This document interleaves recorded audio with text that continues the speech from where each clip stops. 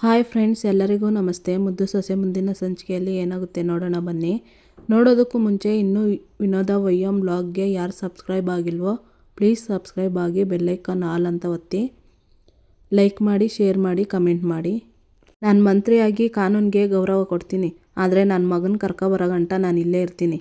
ಅಲ್ಲೇನೇ ಆದ್ರೂ ಅರ್ಧ ಗಂಟೆಗೊಂದ್ಕಿತ ನನ್ನ ವಿಷಯ ತಿಳಿಸ್ತಾನೆ ಇರಬೇಕು ಅಂತ ಶಿವರಾಮೇಗೌಡರು ಹೇಳ್ತಾರೆ. ಓಕೆ ಸರ್, ನಾವು ಅಪ್ಡೇಟ್ ಮಾಡ್ತಾನೆ ಇರ್ತೀವಿ. ಗೋಕುಲ್ 2 ಟೀಮ್ ಮಾಡಿಕೊಂಡು ಈಗಲೇ ಸರ್ಚಿಂಗ್ ಆಪರೇಷನ್ ಸ್ಟಾರ್ಟ್ ಮಾಡೋಣ ಅಂತ ಹೇಳ್ತಾರೆ ಫಾರೆಸ್ಟ್ ಆಫೀಸರು.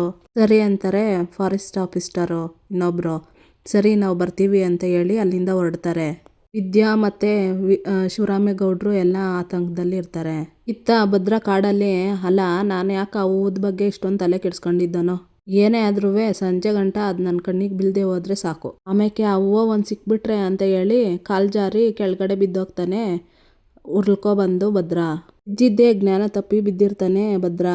ಇತ್ತ ಆನೆ ಬರ್ತಾ ಇರುತ್ತೆ. ಇತ್ತ ಅಜ್ಜಮ್ಮ ಕೋಟ್ಲೆ ಮಾತಾಡ್ತಾ ಇರ್ತಾರೆ ಮನೆಯಲ್ಲಿ. ಅಲ್ಲ ಮಾಮ, ನೀನು ಮಾವನ ಕೊಟ್ಟೆ ಹೋಗಿದ್ದಿದ್ರೆ ಆತ ಇರಲಿಲ್ವಾ? ಅಲ್ಲಿ ಹೆಂಗೈತೆ ಅಂತ ನೋಡ್ಕೊಬರ್ಬೋದಿತ್ತು ತಾನೇ ಅಂತ ಕೋಟ್ಲೆ ಹೇಳ್ತಾನೆ. ವಯಸ್ಸಾಗಿದ್ದ ಆದಮೇಲೆ ಎಲ್ಲ ಹಂಗೆಲ್ಲ ಹೋಗ್ಬಾರ್ದು, ಸಿಕ್ಕ ಕಡೆ ಹೋಗ್ಬಾರ್ದು, ಸಿಕ್ದಾಗೆಲ್ಲ ತಿನ್ನಬಾರ್ದು. ಮೊದಲೇ ನನಗೆ ಹುಷಾರಿಲ್ಲ, ಅಲ್ಲಿ ಹೋಗಿ ಸ್ವಲ್ಪನೂ ವ್ಯತ್ಯಾಸ ಆದರೆ ಅವ್ರಿಗೆ ನೆಮ್ಮದಿ ಇರೋಕ್ಕಿಲ್ಲ. ಅದಕ್ಕೆ ರಾಮಕೃಷ್ಣ ಅಂತ ಇಲ್ಲೇ ಇದ್ರೆ ಒಳ್ಳೇದು ಅಂತ ಅಜ್ಜಮ್ಮ ಹೇಳ್ತಾಳೆ. ಈ ಮಾತಿಗೆ ಕೋಟ್ಲೆ ನಗಿತಾ ಇರ್ತಾನೆ. ಅಮ್ಮಮ್ಮ ಅಂದ್ಕೊಂಡು ಅಲ್ಲಿಗೆ ಚಂಪಾ ಬರ್ತಾಳೆ. ದೊಡ್ಡ ಮಾವ ಅವರೆಲ್ಲ ಊರಿಗೆ ಹೋಗೋರಲ್ವೇ, ಅಲ್ಲಿ ಎಲ್ಲೋ ಕಾಡಿನಲ್ಲಿ ಭದ್ರಣ್ಣ ತಪ್ಪಿಸ್ಕೊಬಿಟ್ಟವ್ರಂತೆ, ಹಂಗಂತ ಟಿವಿಯಲ್ಲಿ ಬರ್ತೈತೆ ಅಂತ ಹೇಳ್ತಾಳೆ ಚಂಪಾ. ಏನು ಹೇಳ್ತಾ ಇದ್ದೀಯೇ ಅಂತಾಳೆ ಅಮ್ಮಮ್ಮ. ಹ್ಞೂ ಅಮ್ಮಮ್ಮ, ಟಿವಿಯಲ್ಲಿ ನ್ಯೂಸಲ್ಲಿ ಬರ್ತಾದೆ ಅಂತ ಹೇಳ್ತಾಳೆ ಚಂಪಾ ಮಾತು ಕೇಳಿ ಈಶ್ವರಿ ಮತ್ತು ಚಿತ್ರ ನಗಿತಾ ಇರ್ತಾರೆ ಮೂತಿಯಲ್ಲೇ. ಅಯ್ಯಯ್ಯೋ, ಇದೇನಪ್ಪ ಗ್ರಹಚಾರ ಬಂತು, ಕೋಟ್ಲೆ ಟಿವಿ ಹಾಕ್ಲಾ ಅಂತ ಅಜ್ಜಮ್ಮ ಹೇಳ್ತಾಳೆ. ಕೋಟ್ಲೆ ಟಿವಿ ಹಾಕ್ತಾನೆ. ಬ್ರೇಕಿಂಗ್ ನ್ಯೂಸ್, MLA ಶಿವರಾಮೇಗೌಡ್ರ ಮಗ ಕಾಡಿನಲ್ಲಿ ನಾಪತ್ತೆ ಆಗಿದ್ದಾನೆ ಅಂತ ನ್ಯೂಸ್ ಬರ್ತಾ ಇರುತ್ತೆ. ನ್ಯೂಸ್ ನೋಡಿ ಅಜ್ಜಮ್ಮ, ಅಯ್ಯೋ ದೇವ್ರೆ, ಇದ್ಯಾಕಪ್ಪ ಒಂದ್ರ ಮೇಲೆ ಒಂದು ಕಷ್ಟ ಕೊಡ್ತಾ ಇದೀಯಾ, ಭದ್ರ ಯಾಕೆ ಕಾಡಿಗೆ ಹೋದ ಅಂತ ಅನ್ಕೊಂತಿರ್ತಾಳೆ ಅಜ್ಜಮ್ಮ. ಅಲ್ಲ ಅತ್ತೆ, ಈಟೆಲ್ಲ ಆಗೈತೆ, ಅಕ್ಕನಾಗ್ಲಿ ಭಾವನಾಗ್ಲಿ ಫೋನ್ ಹಾಕಿ ಹೇಳ್ಬೇಕು ಅನ್ನೋದು ಗೊತ್ತಾಗಕ್ಕಿಲ್ವಾ ಅಂತ ಈಶ್ವರಿ ಕೇಳ್ತಿರ್ತಾಳೆ. ಕೋಟ್ಲೆ, ಮೊದಲು ಅವ್ರಿಗೆ ಫೋನ್ ಮಾಡ್ಲಾ ಫೋನ್ ತಗೊಂಡು ಅಂತಾಳೆ ಅಜ್ಜಮ್ಮ. ಹ್ಞೂ ಅಮ್ಮಮ್ಮ ಅಂತ ಕೋಟ್ಲೆ ಫೋನ್ ಮಾಡ್ತಾನೆ. ಮೋಹನ ಫೋನ್ಗೆ ಫೋನ್ ಬರುತ್ತೆ. ಯಾರು ಮೋಹನ ಅಂತ ಕೇಳ್ತಾರೆ ಶಿವರಾಮೇಗೌಡರು. ರೀ, ಅತ್ತೆ ಫೋನ್ ಮಾಡವ್ರೆ, ಆನ್ ಮಾಡಿ ಮಾತಾಡು ಅಂತ ಹೇಳ್ತಾರೆ ಶಿವರಾಮೇಗೌಡರು. ಮೊದಲೇ ಟಿವಿ ನೋಡಿಕೊಂಡು ಅವರೆಲ್ಲ ಗಾಬರಿ ಆಗಿರ್ತಾರೆ, ನೀವೇ ಮಾತಾಡಿ ಅಂತ ಶಿವರಾಮೇಗೌಡರು ಕೈಯಲ್ಲಿ ಕೊಡ್ತಾಳೆ ಮೋಹನ ಫೋನ್ನ. ಸರಿ ಕೊಡಿಲ್ಲ ಅಂತ ಹೇಳ್ಬಿಟ್ಟು ಅವ್ವ ಅಂತಾರೆ ಶಿವರಾಮೇಗೌಡರು. ಅಜ್ಜವ್ವ ತಗೋ, ಮಾವಯ್ಯ ಮಾತಾಡ್ತಾವ್ರೆ ಅಂತ ಅಜ್ಜಮ್ಮನ ಕೈಯಲ್ಲಿ ಕೊಡ್ತಾನೆ ಕೋಟ್ಲೆ ಫೋನ್ನ. ಮಾತಾಡವ್ವ ಅಂತ ಶಿವರಾಮೇಗೌಡರು ಹೇಳ್ತಿರ್ತಾರೆ. ಏನಪ್ಪ ಶಿವರಾಮ, ಟಿವಿಲೇ ಅದೇನೇನೋ ಹೇಳ್ತಾವ್ರೆ, ಅದೆಲ್ಲ ದಿಟುವೆ ಅಂತ ಅಜ್ಜಮ್ಮ ಕೇಳ್ತಾಳೆ. ಈಗ ನನ್ನ ಮೊಮ್ಮಗ ಹೆಂಗಿದಾನೋ ಎಲ್ಲಿದ್ದಾನೋ ಅಂತ ಕೇಳ್ತಾಳೆ.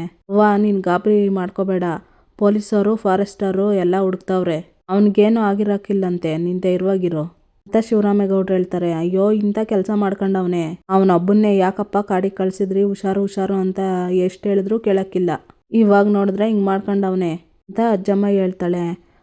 ನಮ್ಮ ಭದ್ರನ್ಗೇನು ಆಗೋಕ್ಕಿಲ್ಲ, ದ್ಯಾವ್ರವನೇ, ಎಲ್ಲ ಕಡೆನೂ ಹುಡುಕ್ತಾವ್ರೆ, ಎಲ್ಲೂ ಹೋಗಲ್ಲ, ಅವ್ನು ಬರ್ತಾನೆ, ಹುಷಾರಾಗಿರು, ಧೈರ್ಯವಾಗಿರು, ಅವ್ನು ಬಂದಮೇಲೆ ತಿಳ್ಕೊಂಡು ನಾನೇ ಫೋನ್ ಮಾಡ್ತೀನಿ ಅಂತ ಶಿವರಾಮೇಗೌಡರು ಹೇಳ್ತಾರೆ. ನಿನ್ನ ಫೋನ್ಗೆ ಕಾಯ್ತಾ ಇರ್ತೀನಿ, ಬಿರ್ನೆ ಫೋನ್ ಮಾಡಿಬಿಡು, ಅವ್ರಿಗೆ ಹೇಳ್ಬಿಡು ಹೆಂಗಾನ ಮಾಡಿ ನನ್ನ ಮೊಮ್ಮಗನ್ನ ತಡಗಿಸೋ ಅಂತ ಅಜ್ಜಮ್ಮ ಹೇಳ್ತಾಳೆ. ಸರಿ ಕಣವ್ವ ಅಂತ ಫೋನ್ ಇಡ್ತಾರೆ ಶಿವರಾಮೇಗೌಡರು. ತಾಯಿ ಹುಲ್ಕೇರಮ್ಮ, ನನ್ನ ಮೊಮ್ಮಗನಿಗೆ ಏನು ಆಗದೆ ಜೋಪಾನವಾಗಿ ಮನೆಗೆ ಬರೋಂಗೆ ಮಾಡವ್ವ ಅಂತ ಅಜ್ಜಮ್ಮ ಬೇಡ್ಕೊತಿರ್ತಾಳೆ ದೇವ್ರನ್ನ. ಶಿವರಾಮೇಗೌಡ, ಅಲ್ಲಿಗೆ ಹೋಗಿ ಬರೀ ಅಧಿಕಾರ ಕಳ್ಕೊಂತೀಯಾ ಅನ್ಕೊಂಡಿದ್ದೆ, ನಿನ್ನ ಮಗನ್ನ ಕಳ್ಕೊಂಡಿದ್ಯಾ ಅಂತ ಖುಷಿ ವಿಷಯ ಗೊತ್ತಾಗಿದ್ದೆ ಈಗ. ಇಷ್ಟು ದಿನ ನಾನು ಯಾವ ಖುಷಿಗೋಸ್ಕರ ಕಾಯ್ತಾ ಇದ್ದೀನೋ ಅದು ನನ್ನ ಕಿವಿಗೆ ಬಿತ್ತು, ಈಗ ನನ್ನ ನೆಮ್ಮದಿ ಕಣೋ ಅಂತ ಈಶ್ವರಿ ಮನಸ್ಸಲ್ಲೇ ಹೇಳ್ಕೊತಿರ್ತಾಳೆ. ಇತ್ತ ಭದ್ರನ್ಗೆ ಎಚ್ಚರಿಕೆ ಹಾಕಿ ಕುತ್ಕೊಂಡು, ನಾನು ಎಲ್ಲಿದ್ದೀನಿ, ದಿಟ್ವಾಗ್ಲೂ ನಾನು ಭೂಮಿ ಮೇಲೆ ಇದ್ದೀನೋ ಇಲ್ವೋ, ನೋಡಿ ಗಿಡ ಮರ ಎಲ್ಲ ಕಾಣ್ತವೆ ಅಂತಂದರೆ ನಾನು ಕಾಡಲ್ಲೇ ಇದ್ದೀನಿ ಅಂತಾಯ್ತು, ಇದ್ದು ಉರುಳ್ಕೊಂಡು ಹೋಗೋಣಾಗ ಪಾತಾಳಕ್ಕೆ ಹೋಗ್ಬಿಡ್ತಿದ್ದೀನಿ ಅಂತ ಅನ್ಕೊಂಡಿದ್ದೆ, ನಮ್ಮಪ್ಪ ದ್ಯಾವ್ರು ಕಾಪಾಡ್ದ ಅನ್ನಿಸ್ತೈತೆ ಅಂತ ಭದ್ರ ಹೇಳ್ಕೊಂಡು ಎದ್ದೊಳಕ್ಕಂತ ಹೋಗ್ತಾನೆ. ಕಾಲು ಹಿಡ್ಕೊಂಡು, ಅಯ್ಯಪ್ಪ ಏನು ಕಾಲು ಉಳುಕ್ಬಿಟ್ಟಿದ್ದಂಗೈತೆ, ಸರಿಯಾಗಿ ಪೆಟ್ಟು ಬಿದ್ದಂಗೈತೆ, ನಿಂತ್ಕೊಂಡು ತಲೆ ಬೇರೆ ಗಿರ್ಕಿ ಹೊಡಿತೈತಲ್ಲ, ಇದೇನಿದು ಕುಂಟ್ಕೊಂಡು ಹೋಗ್ತಾನೆ. ಅಯ್ಯೋ ಶಿವನೇ, ಒಂದೇ ಜನ್ನು ಮಡ್ಗಕತ್ತಾ ಇಲ್ಲ, ಏನು ಮಾಡೋದೀಗ ಅಂತ ಹೇಳ್ತಾ ಕುಂಟ್ಕೊಂಡು ಬರ್ತಿರ್ತಾನೆ ಭದ್ರ. ಈಶ್ವರಿ ಲೇ ಭದ್ರ, ನನ್ನ ಮಗ ಒಳ್ಳೆ ಬುದ್ಧಿ ಕಲಿಬೇಕು ಅಂತಂದರೆ ಹಟ್ಟಿಯಿಂದ ಆಚೆಗಿರಬೇಕು ಅಂತ ಅಂತೀಯಲ್ಲ, ನೋಡ್ತಾ ಇರೋ ನಿನ್ನ ಮರ್ವಾದೇನ ಹೆಂಗೆ 3 ಕಾಸು ಗಾರಾಜ್ ಆಗ್ತೀನಿ ಅಂತ ಹೇಳ್ತಾ ಈಶ್ವರಿ ಬೆಟ್ಟದಯ್ಯನಿಗೆ ಫೋನ್ ಮಾಡ್ತಾಳೆ. ಬೆಟ್ಟದಯ್ಯ ಫೋನ್ ಆನ್ ಮಾಡಿ, ನಮಸ್ಕಾರ ತಾಯಿ, ಏನು ಅಪರೂಪಕ್ಕೆ ಈ ಬಡವನ್ನ ನೆನೆಸ್ಕೊಂಡಿದ್ದೀರಿ ಅಂತ ಹೇಳ್ತಾನೆ. ನೀವು ಸೋಲೋದಕ್ಕೆ ಕಾರಣ ಶಿವರಾಮೇಗೌಡ್ರ ಮೇಲೆ ನಿಮಗೆ ಸೇಡು ತೀರಿಸ್ಕೋಬೇಕು ಅಂತ ಉದ್ದೇಶನೇ ಇಲ್ವೇ? ಈಶ್ವರಿ ಹೇಳ್ತಾಳೆ, ನನ್ನ ರಾಜಕೀಯ ಜೀವನ ಹಾಳು ಮಾಡಿರೋ ಅಂಥವ್ರ ವಿರುದ್ಧ ಸೇಡು ತೀರಿಸ್ಕೋಬೇಕು ಅಂತ ಯಾರಿಗೆ ತಾನೇ ಆಸೆ ಇರಲ್ಲ ಹೇಳಿ. ನಾನು ಅಂಥ ಅವಕಾಶಕ್ಕೆ ಕಾಯ್ತಾ ಇವ್ನಿ ಅಂತ ಬೆಟ್ಟದಯ್ಯ ಹೇಳ್ತಾರೆ. ಅದಕ್ಕೆ ಒಂದು ಸುವರ್ಣ ಅವಕಾಶ ಕೊಡ್ತಾ ಇದ್ದೀನಿ, ಬಳಸ್ಕೊಳ್ಳಿ ಅಂತ ಈಶ್ವರಿ ಹೇಳ್ತಾಳೆ. ಹೌದಾ, ಏನಮ್ಮ ಅದು ಅಂತಾನೆ ಬೆಟ್ಟದಯ್ಯ. ಶತ್ರು ಶಿವರಾಮೇಗೌಡ ಸಂಸಾರ ಸಮೇತ ಹಳ್ಳಿಗೆ ಹೋಗವ್ನೆ ಅಂತ ಹೇಳ್ತಾ ಏನೇನೋ ಹೇಳ್ತಿರ್ತಾಳೆ ಈಶ್ವರಿ. ಅಲ್ಲ ತಾಯಿ, ಕಾಡ್ಗೋಗಿ ನಾನು ಅವನ ಮಗನ್ನ ಹುಡ್ಕೊಡ್ಲೆ ಅಂತ ಬೆಟ್ಟದಯ್ಯ ಕೇಳ್ತಾನೆ. ನೀವ್ಯಾಕೆ ಸೋತ್ರಿ ಅಂತವ ನಮ್ಗೀಗ ಅರ್ಥ ಆಯ್ತು ಬಿಡಿ. ಒಂದಿಟ ಹೇಳ, ನಿಜವಾಗ್ಲೂ ನೀವು ರಾಜಕೀಯಕ್ಕೆ ಲಾಯಕ್ಕೆ ಅಲ್ಲ ಅಂತ ಈಶ್ವರಿ ಹೇಳ್ತಾಳೆ. ಏನು ತಾಯಿ ಇಂಥ ಮಾತು ಹೇಳ್ಬಿಟ್ರಿ ಅಂತ ಬೆಟ್ಟದಯ್ಯ ಹೇಳ್ತಾನೆ. ಮತ್ತಿನ್ನೇನು, ರಾಜಕೀಯ ಅಂದರೆ ಪ್ರತಿಯೊಂದು ಅವಕಾಶನೂ ಬಳಸ್ಕೊಳ್ಳೋದು, ಅಂದರೆ ನಮ್ಮ ಮೇಲೆ ಬೀಳೋ ಕಳ್ಳನ್ನೇ ಗದ್ಗೆ ಏರೋ ಮೆಟ್ಲು ಮಾಡ್ಕೋಬೇಕು ಅಂತ ಈಶ್ವರಿ ಹೇಳ್ತಾಳೆ. ಅಂದರೆ ನೀವು ಏನು ಹೇಳ್ತಾ ಇದ್ದೀರಂತ ನನಗೆ ಅರ್ಥ ಆಗ್ತಾ ಇಲ್ಲ ಅಂತ ತಲೆಗಿರ್ಕೊಂತಿರ್ತಾನೆ ಹೇಳ್ತಾ ಬೆಟ್ಟದಯ್ಯ. ನೋಡಿ, ಈಗ ಶಿವರಾಮೇಗೌಡ ಮಗ ಕಾಡ್ಗೋಗವ್ನೆ, ನೀವ್ಯಾಕೆ ಅದ್ರನ್ನೇ ಅಸ್ತ್ರ ಮಾಡ್ಕೋಬಾರ್ದು? ನ್ಯೂಸ್ ಚಾನಲ್ಗಳಲ್ಲಿ ಅವ್ನು ಗಾಂಜಾ ಸೊಪ್ಪು ಹುಡ್ಕೊಂಡೋಗವ್ನೆ ಅಂತ ಗುಲ್ಲೆಬ್ಬಿಸ್ಬಿಡಿ ಅಂತ ಈಶ್ವರಿ ಹೇಳ್ತಾಳೆ. ಹಂಗಾದ್ರೆ ಅವನಿಗೆ ಗಾಂಜಾ ಹೊಡೆಯೋ ಅಭ್ಯಾಸ ಇದ್ದತೆ ಅಂತ ಬೆಟ್ಟದಯ್ಯ ಕೇಳ್ತಾನೆ. ಅವನು ಶಿವರಾಮೇಗೌಡನ ಮಗ, ಅವ್ರಿಗಂತ ಅಭ್ಯಾಸ ಇರ್ತದೆ? ಅವ್ರಿಗಿರೋ ಹುಚ್ಚು ಒಂದೇ, ಜನಗಳಿಗೆ ಒಳ್ಳೇದು ಮಾಡಬೇಕು ಅನ್ನೋದು ಅಂತಾಳೆ ಈಶ್ವರಿ. ಅಲ್ಲ, ಅಂಥವನ ಬಗ್ಗೆ ಸುಳ್ಳು ಸುದ್ದಿ ಹಬ್ಸಿದ್ರೆ ಜನ ನಂಬಾರೆ ಅಂತ ಬೆಟ್ಟದಯ್ಯ ಹೇಳ್ತಾನೆ. ಒಂದೇ ಸುಳ್ಳನ್ನ 100 ಕಿತ ಹೇಳಿದ್ರೆ ಅದೇ ಸತ್ಯ ಅಂತ ಅನ್ಕೊಂತಾರೆ. ರಾಜಕೀಯಕ್ಕೆ ಮೊದಲೇ ಪಾಠನೇ ಅದು. ವಿರೋಧ ಪಕ್ಷದಲ್ಲಿ ಇದ್ದೀರಾ, ಅವನಲ್ಲಿ ಹೆಂಗೋದ ಯಾಕೋದ ಅಂತ ಜನಗಳಿಗೆ ಪ್ರಶ್ನೆ ಕೇಳಿ. ಈ ಗಾಂಜದ ವಿಷಯವ ವಿಧಾನಸೌಧದಲ್ಲಿ ಬಿಟ್ಬಿಡಿ, ಆಗ ನ್ಯೂಸ್ ಚಾನಲ್ ಅವರು ಟಿವಿನಲ್ಲಿ 24 ಗಂಟೆಮೋ ಅದನ್ನೇ ಹಾಕಿ ನೀವು ಹೇಳಿರೋದನ್ನ ನಿಜ ಮಾಡಿಬಿಡ್ತಾರೆ ಅಂತ ಹೇಳ್ತಾಳೆ ಈಶ್ವರಿ. ಅಲ್ಲ, ಹಿಂಗೆ ಹೇಳ್ತೀನಿ ಅಂತ ತಪ್ಪು ತಿಳ್ಕೊಬೇಡಿ, ಮೀಡಿಯಾದವರು ಪರಿಚಯ ತಮಗೇನು ಕಮ್ಮಿನೇ, ಅಂದಮೇಲೆ ಈ ಕೆಲಸ ತಾವೇ ಮಾಡ್ಬೋದಾಗಿತ್ತಲ್ಲ ಅಂತ ಬೆಟ್ಟದಯ್ಯ ಹೇಳ್ತಾನೆ. ಅಯ್ಯೋ, ನಾನು ಮಾಡೋದಕ್ಕೂ ವಿರೋಧ ಪಕ್ಷದವ್ರು ಮಾಡೋದಕ್ಕೂ ಶಾನೆ ವ್ಯತ್ಯಾಸ ಐತೆ. ನೀವು ಬರೀ ಆರೋಪ ಮಾಡೋದಲ್ಲ, ಇದನ್ನೇ ಮುಂದಿಟ್ಕೊಂಡು ನೀವು ರಾಜ್ಯದ ಮುಂದೆ ಧರಣಿ ಮಾಡ್ಬೋದು, ರಾಜಕೀಯವಾಗಿ ಇದನ್ನ ಸಂದಾಗಿ ಬಳಸ್ಕೋಬೋದಲ್ವೇ? ಹೆಂಗನ ಮಾಡಿ ಇದನ್ನ ಶಿವರಾಮೇಗೌಡನ ಬುಡಕ್ಕಿಟ್ಟು ಅವನನ್ನ ರಾಜೀನಾಮೆ ಕೊಡಂಗೆ ಮಾಡ್ಬೋದು. ಅದಕ್ಕೆಯ ನಾನು ನಿಮ್ಗೆ ಹೇಳ್ತಾ ಇರೋದು ಅಂತಾಳೆ ಈಶ್ವರಿ. ನನಗೆ ಈಗ ಅರ್ಥ ಆಯ್ತು ಬಿಡಿ, ಇಷ್ಟು ಹೇಳಿದ್ರಲ್ಲ, ಇವಾಗ ಈ ವಿಷಯನ ಯಾವ ಮಟ್ಟಕ್ಕೆ ತಗೊಂಡೋಗ್ತೀನಿ ಅಂತ ನೋಡ್ತಾ ಇರಿ, ಇಡ್ತೀನಿ ಅಂತ ಹೇಳ್ತಾ ಫೋನ್ ಕಟ್ ಮಾಡ್ತಾನೆ ಬೆಟ್ಟದಯ್ಯ. ನನ್ನ ಮಗನ್ನ ಆಚೆಗೆ ಹಾಕಿ ನೀವೆಲ್ಲರೂ ನೆಮ್ಮದಿಯಾಗಿರ್ತೀರ ಅಂತಂದರೆ ಅದು ನಿಮ್ಮ ಭ್ರಮೆ. ಈ ಈಶ್ವರಿ ಶಾಂತವಾಗಿದ್ದರೆ ಅಷ್ಟೇ ನಿಮ್ಮ ನೆಮ್ಮದಿ, ತಲೆ ಕೆಡ್ಸ್ಕೊಂಡ್ರೆ ನಿಮ್ಮ ಬಾಳಲ್ಲಿ ಬಿರುಗಾಳಿನೇ ಎಬ್ಬರಿಸ್ತಾಳೆ ಅಂತ ಕೋಪದಲ್ಲಿ ಹೇಳ್ತಿರ್ತಾಳೆ ಈಶ್ವರಿ. ರತ್ನ ಬೀನ್ಸ್ ಏನೋ ಬಿಡಿಸ್ತಿರ್ತಾಳೆ. ರತ್ನ ಅಂದ್ಕೊಂಡು ಎಲ್ಲಿ ಅಂದ್ಕೊಂಡು ಬರ್ತಾನೆ ವಿದ್ಯಾವರಪ್ಪ. ಏನಾಯ್ತಯ್ಯ, ಯಾಕೆ ಹಿಂಗೆ ದಿಗಿಲು ಬೀಳ್ತಿದ್ದಿ ಅಂತಾಳೆ ರತ್ನ. ರಿಮೋಟ್ ಎಲ್ಲಿ ಎಲ್ಲಿ ಮಡಗಿದ್ದವ ಅಂತ ಹುಡುಕ್ತಾ ಇರ್ತಾನೆ ರಿಮೋಟ್ನ. ಅಯ್ಯೋ ಏನಾಯ್ತು ಅಂತ ಹೇಳ್ತಿರ್ತಾಳೆ ರತ್ನ. ಅಯ್ಯ, ಅವಳು ಏನು ಅಂತ ಕೇಳ್ತಾವಳೆ, ನೀನು ತಡ್ಕೋದ್ ಬಿಟ್ಬಿಟ್ಟು ಅದೇನು ಅಂತ ಹೇಳು ಅಂತ ವಿದ್ಯಾವ್ರ ಅಜ್ಜಿ ಬರ್ತಾಳೆ. ಅಯ್ಯೋ, ಪೂಜೆಗೆ ಹೋಗಿದ್ರಲ್ಲ ಬೀಗ್ರ ಮನೆಯವರು, ಅದ್ಯಾವುದೋ ಊರಲ್ಲಿ ತಪ್ಪಿಸ್ಕೊಬಿಟ್ಟವ್ರಂತ ಟಿವಿನಲ್ಲಿ ನ್ಯೂಸಲ್ಲಿ ಬರ್ತದೆ ಅಂತ ಹೇಳ್ತಾ ವಿದ್ಯಾವರಪ್ಪ ಟಿವಿನ ಹಾಕ್ತಾನೆ. ಅಂಜ ಹುಡ್ಕೊಂಡು ಕಾಡಿಗೆ ಹೋದ್ರ ಸಚಿವ ಶಿವರಾಮೇಗೌಡರು ಮಗ ಭದ್ರೇಗೌಡರು ಅಂತ ನ್ಯೂಸಲ್ಲಿ ಬರ್ತಾ ಇರುತ್ತೆ. ಟಿವಿ ನ್ಯೂಸ್ ನೋಡಿ ಎಲ್ಲರೂ ಶಾಕ್ ಆಗ್ತಾರೆ. ಏನಯ್ಯ ಇದು, ಅಳಿಯಂದ್ರ ಬಗ್ಗೆ ಬಾಯಿಗೆ ಬಂದಂಗೆ ಹೇಳ್ತಾವ್ರೆ ಅಂತ ರತ್ನ ಹೇಳ್ತಾಳೆ. ಇಲ್ಲ, ಇವ್ರ ಹೊಟ್ಟೆಗೆ ಅನ್ನ ತಿಂತಾರೋ ಇಲ್ಲ ಬೇರೆ ಏನಾದರೂ ತಿಂತಾರೋ, ಸತ್ಯ ಏನು ಅಂತ ತಿಳ್ಕೊಂಡೆ ಮನ್ಸಿಗೆ ಬಂದಂಗೆ ಸುಳ್ಳು ಹೇಳ್ತಾವ್ರಲ್ಲ. ಪಾಪ ಅಳಿಯಂದ್ರು ಬಂಗಾರದಂಥವ್ರು, ಅವ್ರಿಗೆ ಒಂದೇ ಒಂದು ಕೆಟ್ಟ ಅಭ್ಯಾಸ ಕೂಡ ಇಲ್ಲ, ಅಂಥವ್ರ ಮೇಲೆ ಇಂಥ ಆರೋಪ ಹೊರಿಸ್ತವ್ರಲ್ಲ ನೋಡು ಅಂತಾನೆ ವಿದ್ಯಾವರಪ್ಪ. ಅಲ್ಲ ಕಣಯ್ಯ, ಒಳ್ಳೇದಾಗ್ಲಿ ಅಂತ ದೇವ್ರ ಪೂಜೆ ಮಾಡಕ್ಕೆ ಹೋಗಿತ್ತವ ಇಂಥ ಅನಾಹುತ ಆಗದೆ, ಅದು ಅಲ್ಲದೆ ಇವರು ಬೇರೆ ಏನೇನೋ ಹೇಳ್ತಾವ್ರೆ, ನಂಗೆ ಶಾನೆ ದಿಗ್ಲಾತದೆ ಅಂತ ರತ್ನ ಹೇಳ್ತಾಳೆ. ನಾಯಿ ಬೋಗಳಿದ್ರೆ ದೇವ್ಲೋಕ ಹಾಳಾಗ್ತದೆ, ಯಾರು ಏನಾದರೂ ಅನ್ಕೊಳ್ಳಿ, ನೀವು ತಲೆ ಕೆಡ್ಸ್ಕೋಬೇಡಿ. ನಮ್ಮ ಮೊಮ್ಮಗ ಏನು ಅಂತ ನಮಗೆ ಗೊತ್ತು, ಅಷ್ಟು ಸಾಕು ಅಂತ ವಿದ್ಯಾವ್ರ ಅಜ್ಜಿ ಹೇಳ್ತಾಳೆ. ಆದ್ರೂ ಅದ್ಯಾವ್ರು ಯಾಕೆ ಹಿಂಗೆ ನಮ್ಮನ್ನ ಪರೀಕ್ಷೆ ಮಾಡ್ತಾವನೆ ಅಂತ ರತ್ನ ಹೇಳ್ತಾಳೆ. ಇತ್ತ ಭದ್ರೇಗೌಡ ಬರ್ತಾ ಇರ್ತಾನೆ ಕಾಡಿನಲ್ಲಿ, ತಲೆ ಸುತ್ತಿ ಬಿದ್ದೋಗ್ತಾನೆ ಅಲ್ಲೇ ಭದ್ರೇಗೌಡ. ಇತ್ತ ಒಂದು ಸೈಡಲ್ಲಿ ಭದ್ರೇಗೌಡ್ರೆ ನಾವು ಕೂಗ್ತಾ ಇರೋದು ಕೇಳಿಸ್ತಾ ಇದೆಯಾ ಅಂತ ಫಾರೆಸ್ಟ್ ಆಫೀಸರು ಅನೌನ್ಸ್ ಮಾಡ್ತಿರ್ತಾರೆ ಮೈಕಲ್ಲಿ. ನಾವು ಫಾರೆಸ್ಟ್ ಡಿಪಾರ್ಟ್ಮೆಂಟ್ ಕಡೆಯವರು ನಿಮ್ಮನ್ನ ಹುಡುಕ್ತಾ ಇದ್ದೀವಿ ಅಂತ ಕೂಗ್ತಿರ್ತಾರೆ. ಭದ್ರೇಗೌಡ್ರೆ ನಾವು ಮಾತಾಡ್ತಾ ಇರೋದು ನಿಮ್ಗೆ ಕೇಳಿಸ್ತಾ ಇದೆಯಾ, ಅಭಿಷೇಕ್ ಎಲಿಕಮಾರ ಅಂತ ಹೇಳ್ತಾರೆ ಫಾರೆಸ್ಟ್ ಆಫೀಸರು. ಕ್ಯಾಮ್ರಾನ ಮೇಲಕ್ಕೆ ಬಿಡ್ತಾರೆ ಫಾರೆಸ್ಟ್ ಆಫೀಸರು. ಯಾವ ಜಾಗನೂ ಬಿಡಬೇಡಿ, ಮೂಲೆ ಮೂಲೆಯನ್ನು ಸರ್ಚ್ ಮಾಡಿ ಅಂತ ಫಾರೆಸ್ಟ್ ಆಫೀಸರು ಹೇಳ್ತಾರೆ. ಇತ್ತ ಭದ್ರೇಗೌಡನ್ಗೆ ಎಚ್ಚರಿಕೆ ಆಗುತ್ತೆ. ಎಚ್ಚರಿಕೆ ಆಗಿ ಕಣ್ಬಿಟ್ಟು ನೋಡಿದ್ರೆ ಆನೆ ನಿಂತಿರುತ್ತೆ. ಎದ್ದು ನಿಂತ್ಕೊಂಡು ಓಡೋಗೋದಕ್ಕಂತ ಎದ್ದು ಓಡೋಗ್ತಾನೆ ಭದ್ರೇಗೌಡ. ಇತ್ತ ಸರ್ಚ್ ಮಾಡ್ತಿರ್ತಾರೆ ಫಾರೆಸ್ಟ್ ಆಫೀಸರು. ಭದ್ರೇಗೌಡ್ರೆ ನಮ್ಮ ಧ್ವನಿ ನಿಮ್ಗೆ ಕೇಳಿಸ್ತಾ ಇದೆಯಾ, ರಿಯಾಕ್ಟ್ ಮಾಡಿ ಅಂತ ಕಿರ್ಚುತ್ತಿರ್ತಾರೆ ಫಾರೆಸ್ಟ್ ಆಫೀಸರು. ಆನೆ ನೋಡಿ ಓಡೋಗ್ತಿರ್ತಾನೆ ಭದ್ರ.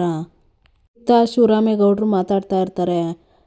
ಮೋಹನ ಸ್ವಾಮೀಜಿನ ನೋಡ್ಬಿಟ್ಟು ಅವ್ರ ಹತ್ರ ಮಾತಾಡೋದಕ್ಕಂತ ಬರ್ತಾರೆ ಶಿವರಾಮೇಗೌಡನ್ನು ಮೋಹನ. ಸ್ವಾಮೀಜಿ ಹೇಳಿದ್ದನ್ನು ನೆನ್ಪು ಮಾಡಿಕೊಂಡು ಬರ್ತಾಳೆ ಮೋಹನ. ರೀ ಅಲ್ಲಿ ನೋಡಿ ಗುಡಿತಾವ ಇದ್ದ ಸ್ವಾಮೀಜಿ ಇಲ್ಲೇ ಬಂದವ್ರೆ ಅಂತ ಹೇಳ್ತಾಳೆ ಮೋಹನ. ಅವ್ರ್ಯಾಕೆ ಇಲ್ಲಿಗೆ ಬಂದಿದ್ದಾರೋ ಅಂತ ಶಿವರಾಮೇಗೌಡರು ಹೇಳ್ತಾರೆ. ಬನ್ನಿ ಅವ್ರ ತವನೇ ಹೋಗಿ ಕೇಳೋಣ ಅಂತ ಮೋಹನ ಶಿವರಾಮೇಗೌಡರು ಬರ್ತಾರೆ ಸ್ವಾಮೀಜಿ ಹತ್ರಗೆ. ನಮಸ್ಕಾರ ಸ್ವಾಮಿಗಳೇ ಅಂತಾರೆ ಶಿವರಾಮೇಗೌಡರು. ಎಚ್ಚರಿಕೆ ಕಡೆಗಾಣಿಸಿದಾಗ ಕೈ ಹಿಡಿಯುವುದೇ ಅನಾಹುತ ಅಂತ ಸ್ವಾಮೀಜಿ ಹೇಳ್ತಾರೆ. ಹೌದು ಸ್ವಾಮೀಜಿ, ನೀವು ಹೇಳಿದ್ಮೇಲೂ ನಾವು ಎಚ್ಚರ ತಪ್ಪಾರ್ದಿತ್ತು, ಅದರಿಂದಾನೇ ಇಂಥ ಅನಾಹುತ ಆಗಿರೋದು. ಅದನ್ನ ನಾನು ಒಪ್ಕೊಂತೀನಿ ಆದ್ರೆ ಅಂತಾರೆ ಶಿವರಾಮೇಗೌಡರು. ಉಗ್ರಾದವನು ಏನು ಸಾಮಾನ್ಯದವನಲ್ಲ, ಅವನು ಉಗ್ರಮೂರ್ತಿ. ಅವನ ಕೈಯಿಂದ ತಪ್ಪಿಸ್ಕೊಳೋದು ಅಷ್ಟು ಸುಲಭದ ಮಾತಲ್ಲ ಅಂತ ಸ್ವಾಮೀಜಿ ಹೇಳ್ತಾರೆ. ಎಲ್ರೂ ಗಾಬರಿ ಆಗ್ತಾರೆ. ಹಂಗೆ ಹೇಳ್ಬೇಡಿ ಸ್ವಾಮಿಗಳೇ, ನನ್ನ ಮಗ ಇಲ್ಲದೆ ಇದ್ರೆ ನಾನು ಬದುಕಿರೋಕೆ ಇಲ್ಲ. ಇದಕ್ಕೆ ನಾನೇನು ಮಾಡ್ಬೇಕು ಹೇಳಿ ಅಂತಾರೆ ಶಿವರಾಮೇಗೌಡರು. ಅಗ್ನಿ ಹತ್ರ ಹೋದ್ಮೇಲೆ ಉರಿ ತಪ್ಪಿಸ್ಕೊಳ್ಳೋದು ಅಷ್ಟು ಸುಲಭ ಅಲ್ಲ. ಹೆಂಡತಿಯ ತಾಳಿ ಭಾಗ್ಯನೇ ಗಂಡನ ಜೀವ ಉಳಿಸೋ ಶಕ್ತಿ. ಅವನು ಹೆಂಡತಿಯ ತಾಳಿ ಭಾಗ್ಯ ನೀನು ಮಾಡಿರೋ ಪುಣ್ಯನೇ ಕಾಯಬೇಕು. ನೇನಿದ್ರು ಆ ದೇವಿ ಆಟ, ಈ ಎಲ್ಲ ಅವಳಿಚ್ಛೆ ಅಂತಲೇ ನಡೆಯೋದು ಅಂತ ಹೇಳಿ ಸ್ವಾಮೀಜಿ ಅಲ್ಲಿಂದ ಹೊರಡ್ತಾರೆ. ಸ್ವಾಮಿಗಳೇ ಅಂತ ಕರಿತಿರ್ತಾರೆ ಶಿವರಾಮೇಗೌಡರು.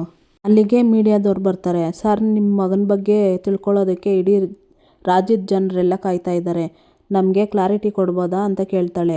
ನಿಮ್ಮ ಮಗ ಕಾಡು ಒಳಗಡೆ ಹೋಗಿ ತಪ್ಪಿಸ್ಕೊಂಡಿದ್ದಾರೆ, ಅವ್ರಿಗೋಸ್ಕರ ಸರ್ಚಿಂಗ್ ಮಾಡ್ತಾ ಇದ್ದೀರಾ ಅಂತ ಬರ್ತಾ ಇದೆ, ಇದು ನಿಜನಾ ಅಂತ ಕೇಳ್ತಾಳೆ ಮೀಡಿಯಾದವಳು. ಹೌದು ನಿಜ, ನನ್ನ ಮಗ ಸುರಕ್ಷಿತವಾಗಿ ಬರಬೇಕು ಅಂತ ಅದ್ಯಾವ್ರ ಹತ್ರ ನಾವು ಬೇಡ್ಕೊತಿದ್ದೀವಿ ಅಂತ ಶಿವರಾಮೇಗೌಡರು ಹೇಳ್ತಾರೆ. ಹಾಗಿದ್ರೆ ನಿಮ್ಮ ಮಗ ಯಾವ ಕಾರಣಕ್ಕೋಸ್ಕರ ಕಾಡೊಳಗಡೆ ಹೋದ್ರು ಅಂತ ತಿಳ್ಕೊಬೋದಾ ಅಂತ ಕೇಳ್ತಾಳೆ ಪ್ರೆಸ್ಸೋಳು. ನನ್ನ ಮಗನಿಗೆ ದೇವ್ರ ಮೇಲೆ ವಸಿ ನಂಬಿಕೆ ಜಾಸ್ತಿ, ಹಾಗಾಗಿ ಯಾವುದೋ ಒಂದು ನಂಬಿಕೆ ಮೇಲೆ ಅವನು ಕಾಡೊಳಗಡೆ ಹೋಗವನೆ ಅಂತ ಶಿವರಾಮೇಗೌಡರು ಹೇಳ್ತಾರೆ. ನೀವೀಗ ಹೇಳ್ತಾ ಇದ್ದೀರಾ ನಿಮ್ಮ ಮಗನಿಗೆ ಗಾಂಜಾ ಅಭ್ಯಾಸ ಇತ್ತು, ಅದಕ್ಕೋಸ್ಕರ ಕಾಡೊಳಗಡೆ ಹೋಗಿದ್ದಾನಂತೆ, ಸುದ್ದಿ ಹಬ್ಬಿದೆ, ಅದ್ರ ಬಗ್ಗೆ ನೀವೇನು ಹೇಳ್ತೀರಾ ಅಂತಾಳೆ ಪ್ರೆಸ್ಸೋಳು. ಇದಕ್ಕೆಲ್ಲ ನಾನು ಪ್ರತಿಕ್ರಿಯೆ ಕೊಡೋದಕ್ಕಾಗಕ್ಕಿಲ್ಲ. ನನ್ನ ಮಗನಿಗೆ ಯಾವ ದುರಾಭ್ಯಾಸಗಳಿಲ್ಲ ಅನ್ನೋದು ಸತ್ಯ. ಇದನ್ನೆಲ್ಲ ನಮ್ಮ ಶತ್ರುಗಳು ಮತ್ತು ವಿರೋಧ ಪಕ್ಷದವರು ನಮ್ಮ ಮೇಲೆ ಹಬ್ಬಿಸ್ತಾ ಇರೋದು ಆಧಾರರಹಿತವಾದ ಆರೋಪ ಅಟಯ್ಯ ಅಂತ ಶಿವರಾಮೇಗೌಡರು ಹೇಳ್ತಾರೆ. ನಿಮ್ಮ ಮಾತಿನಲ್ಲಿ ನಿಜ ಇದೆ ಅಂತ ಒಪ್ಕೊಳ್ಳೋದಾದರೆ ನಿಮ್ಮ ಮಗ ಕಾಡಲ್ಲಿ ಯಾಕೆ ಹೋಗಿದ್ದಾರೆ ಅಂತ ಕೇಳ್ತಾಳೆ ಪ್ರೆಸ್ಸೋಳು. ಹೇಳಿ ಸರ್, ಸತ್ಯ ಏನನ್ನೋದು ರಾಜ್ಯದ ಜನತೆಗೂ ಗೊತ್ತಾಗಲಿ ಅಂತ ಹೇಳ್ತಾಳೆ ಪ್ರೆಸ್ಸೋಳು. ಅದನ್ನು ನಾನು ಹೇಳ್ತೀನಿ, ಹಳ್ಳಿ ಮುಖ್ಯಸ್ಥೆ ಅಜ್ಜಮ್ಮ ಹೇಳ್ತಾಳೆ. ಅಲ್ಲಿಗೆ ಓಡೋಗ್ತಾರೆ ಪ್ರೆಸ್ಸವರು. ನೀವ್ಯಾರೋ, ನಿಮಗೂ ಅವ್ರಿಗೂ ಏನು ಸಂಬಂಧ ಅಂತ ಪ್ರೆಸ್ಸವ್ರು ಕೇಳ್ತಾರೆ. ನಾನು ಈ ಊರಿನ ಮುಖ್ಯಸ್ಥೆ, ಆ ಮಗು ಕಾಡ್ಗೋಗೋಕ್ಕೆ ನಾನೇ ಕಾರಣ ಅಂತ ಅಜ್ಜಮ್ಮ ಹೇಳ್ತಾಳೆ. ಇಡೀ ಕೇಸ್ಗೆ ನೀವು ಹೊಸ ಟ್ವಿಸ್ಟ್ ಕೊಡ್ತಾ ಇದ್ದೀರಾ ಅಂತ ಕೇಳ್ತಾಳೆ ಪ್ರೆಸ್ಸೋಳು. ಅದೇನಂದ್ರೆ ಅಂತ ಹೇಳಿ ಅಜ್ಜಮ್ಮ ಹೂವನ್ನ ದೇವ್ರ ಹತ್ರ ಇಟ್ಟು ಮಣ್ಣಲ್ಲಿ ದೀಪ ಹಚ್ಚಿದ್ದು ಎಲ್ಲ ಸ್ಟೋರಿನ ಹೇಳ್ತಾಳೆ. ಆಗಿರೋದು ಇದು, ಆ ಹೂಗೋಸ್ಕರ ಆ ಮಗ ಕಾಡ್ಗೋಗಿರೋದು ಅಂತ ಅಜ್ಜಮ್ಮ ಹೇಳ್ತಾಳೆ. ಹಂಗಾದ್ರೆ ಆ ಹೂವು ಏನಾದರೂ ಗಾಂಜಾಕ್ಕೆ ಸಂಬಂಧಪಟ್ಟಿರೋದಾ ಅಂತ ಕೇಳ್ತಾಳೆ ಪ್ರೆಸ್ಸೋಳು. ನೋಡಿ, ನಾವು ಹಳ್ಳಿ ಜನ ಆಚಾರ ನಂಬಿಕೆ ಮೇಲೆ ಜೀವನ ಸಾಗಿಸ್ತಾ ಬಂದಿದ್ದೀವಿ, ನಮಗೆ ನೀವು ಕೇಳ್ತಾ ಇರೋದು ಯಾವುದ್ರ ಬಗ್ಗೆನೂ ಗೊತ್ತಿಲ್ಲ ಅಂತಾಳೆ ಅಜ್ಜಮ್ಮ. ಆ ಹೂ ಕಿತ್ಕೊಬಂದ್ರೆ ಹೆಣ್ಮಗ ಆತದೆ ಅಂತ ಪ್ರತೀತಿ ಇದೆ, ಅದಕ್ಕೆ ಆ ಮಗ ಕಾಡ್ಗೋಗೋದೆ ಅಟಯ್ಯ ಅಂತ ಅಜ್ಜಮ್ಮ ಹೇಳ್ತಿರ್ತಾಳೆ. ಇತ್ತ ಶಿವರಾಮೇಗೌಡರು ಮತ್ತು ವಿದ್ಯಾ, ಮೋಹನ ಎಲ್ಲ ನೊಂದ್ಕೊಂತಿರ್ತಾರೆ. ಇಲ್ಲಿಗೆ ಈ ಸಂಚಿಕೆ ಮುಕ್ತಾಯ ಆಗುತ್ತೆ. ಇನ್ನೂ ಯಾರು ವಿನೋದ ವೈಎಂ ವ್ಲಾಗ್ಗೆ ಸಬ್ಸ್ಕ್ರೈಬ್ ಆಗಿಲ್ವೋ ಪ್ಲೀಸ್ ಸಬ್ಸ್ಕ್ರೈಬ್ ಆಗಿ, ಬೆಲ್ಲೈಕಾನ್ ಆಲ್ ಅಂತ ಒತ್ತಿ, ಲೈಕ್ ಮಾಡಿ, ಶೇರ್ ಮಾಡಿ, ಕಮೆಂಟ್ ಮಾಡಿ. ಈ ವಿಡಿಯೋ ನೋಡಿದ್ದಕ್ಕಾಗಿ ಎಲ್ಲರಿಗೂ ಧನ್ಯವಾದಗಳು.